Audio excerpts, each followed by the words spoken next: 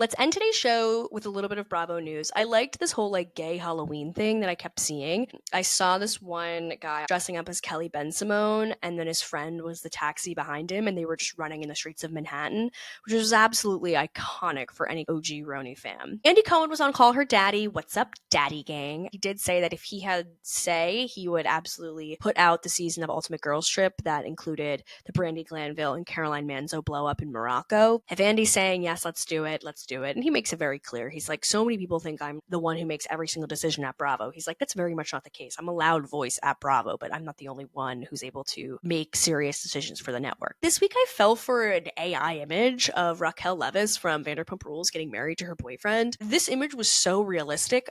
For 2 days, I was so excited for her, looking for the registry, looking for the wedding website to get some additional details, and there was nothing. And then I go to her social media and it's just a sea of sound baths. So in dating news, Southern Charms Shep Rose was spotted on a date in NYC with CNN's Caitlin Collins. I'm very happy for him because he needs a woman with a brain. She's also age appropriate. She's 33, so she's not 24. She's also from Alabama, so she's a Southern Belle. A Southern Belle with a job?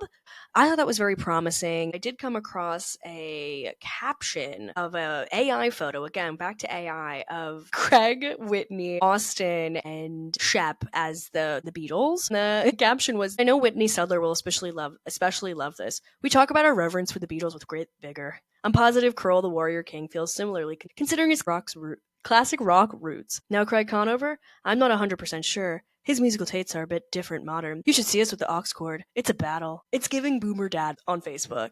They are filming in the city the new Summer House spinoff, and Lindsay Hubbard was spotted shooting this past week, and Danielle Oliveira was also spotted shooting with her. I feel deep hatred between the two of them, but I feel like they know they could just be work allies in this new spinoff. And I feel like Danielle very much had that if you can't beat them, join them mindset. I think at BravoCon they're going to be announcing some new shows. I'm hoping they properly tease the Real Housewives of Rhode Island. I feel like it's a really good time to get some buzz going about maybe the pilot episode. But Erin Leachy from the Roni reboot was hosting a party for her book, and her book's all about hosting, and I gotta say, one of the worst hosts. And it's always bad when the author of the book is like, oh, and the book is also really pretty, so it could look great on your coffee table. That tells me everything I need to know. There's no substance in this book, and it's just a bunch of pretty pictures. Maybe someone will want that, but not me. And we have to kind of talk a little bit about Real Housewives of New Jersey. Ben Aiden came out giving us an update. This is a multiple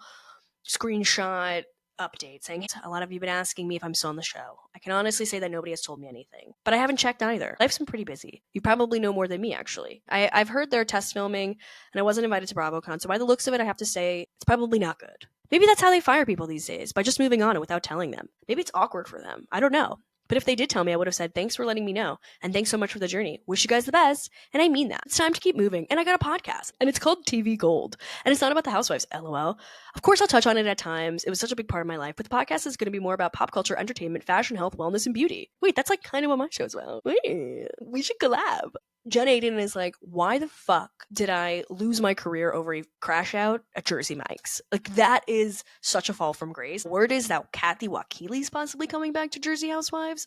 But one thing I did love about Kathy and Teresa fighting was that their fights went back generations. It went back to the old country. Kathy Wakili was bringing up things that Teresa's dad did in the 70s. That is juicy drama that, can carry a show for seasons. New episodes of the I Know You Didn't Ask podcast are out every Monday and Friday, available wherever you listen to podcasts and on YouTube.